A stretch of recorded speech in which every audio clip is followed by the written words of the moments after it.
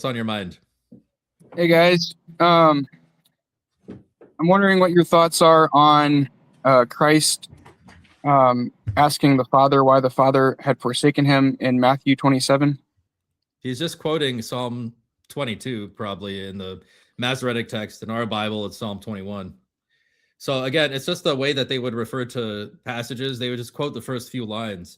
So because Psalm 22 is such a prophetic passage, he was just kind of telling the crowds there, hey, go read Psalm 22. It says there, they pierced my hands and my feet, like hundreds, if not thousands of years before, hundreds of years before crucifixion was even a thing. Yeah, and So- it's so- the natural fear of death too. Remember that.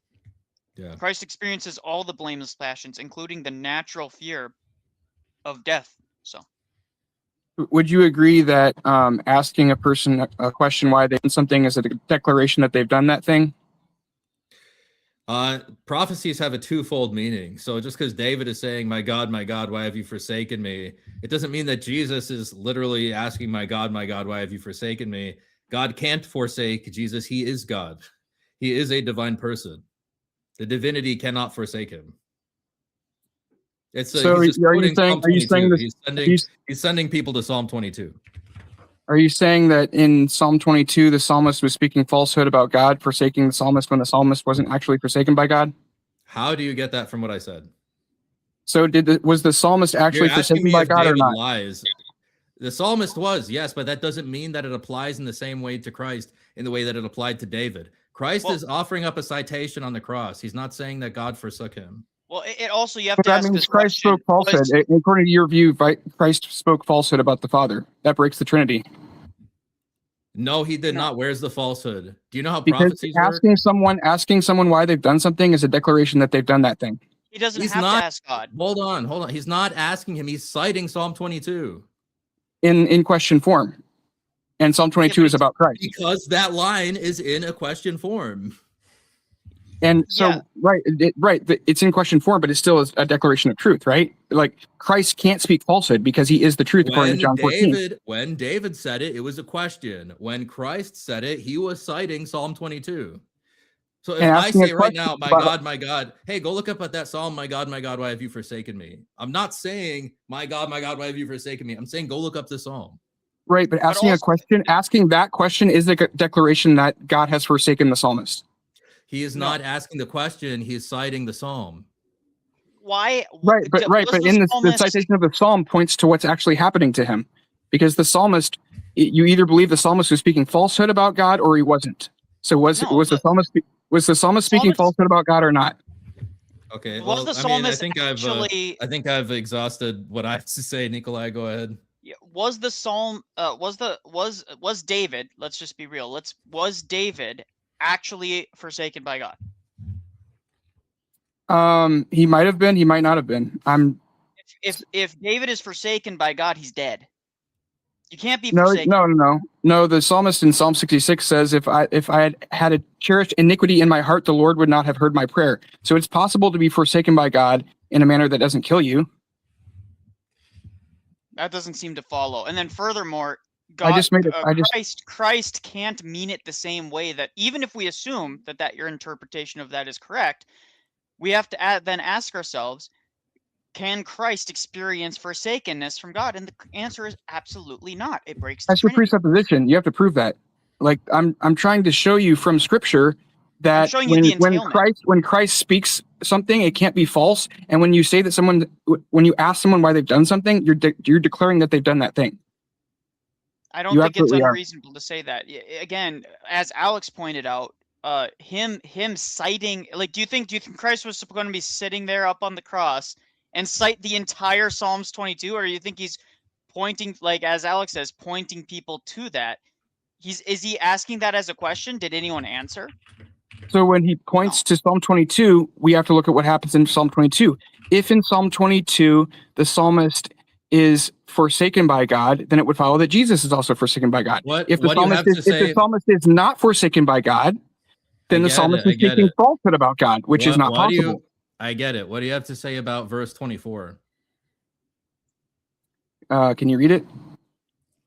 I mean, you're the one who's pounding Psalm 22 on the table.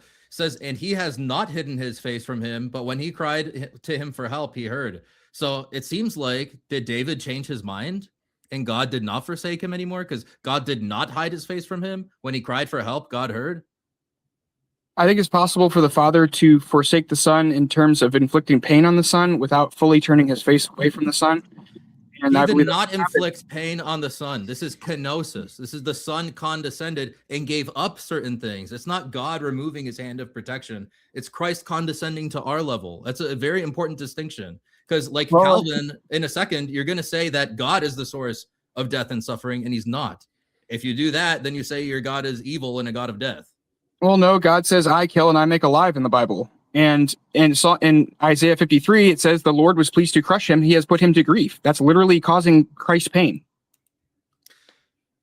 It pleased what was the phrasing of Isaiah 53 again? Say it pleased the Father to crush him. It pleased the Lord to crush him. He has put him to grief when his soul makes atonement for sin. Yes. So he removed his hand. That doesn't mean that because he's pleased with Christ being crushed, that he is the cause of the crushing. At the end of the day, look, he sent him Christ to die, God, right? He sent him to suffer and die. Christ Father is a divine person. Christ is a divine person. Yes. Yes. He is God. Yes. How does God forsake him? He's God. I'm saying he's forsaking him in terms of inflicting pain on his human nature. He doesn't. Okay, they're not in opposition. I'm not. Yes, it is true that one person of the Trinity inflicts pain on another person of the Trinity on the cross, but I don't see any divine revelation that says that's impossible. I see divine revelation saying it's possible and saying it happened. Who does St. Paul say that crucified Christ in 1 Corinthians? I don't know off the top of my head. In 1 Corinthians, he says that the rulers of this world crucified Christ, not the Father. Right, but Acts says it was by the plan of the Father, right? I think it's Acts 4. Yes, that doesn't mean that he made it come about. It means that he knew it was going to happen and he had a plan. In 1 Corinthians, St. Paul is saying that the plan was hidden throughout all the Old Testament prophecies because if the demons knew what was going to happen, they would not have killed Christ and they would not have crucified Christ. If you say that God is crucifying Christ and not the demons, what are the demons doing? Are they on vacation since the garden? Well, I mean, God ordained that Christ would be crucified. He sent him into the world to suffer and die. Romans 8:3 says that by sending his son in the likeness of sinful flesh and for sin, he condemned sin in the flesh. So he sent his son in the likeness of sinful flesh for sin so that he could condemn sin in the flesh. That's condemning Christ. Yes, but the bad guys killed him, not the Father. The Father, it was the plan of the Father. And the Father used them to bring it about. He did do it. The Lord was pleased to crush him. He has put him to grief. And my Father, like, my God, why have you forsaken me? Again, okay, Christ can't be falsehood. God can't forsake Christ because he is God of God. You realize how you just broke the hypostatic union. You just broke the hypostatic union. No, I didn't. Actually, you're breaking the Trinity by saying that one member of the Trinity can speak falsehood about another member of the Trinity. It's not. I just gave you an example of how you can quote that, and it isn't falsehood. Why are you getting hung up on this? You know this is a fallacy. No, I've showed you that no matter what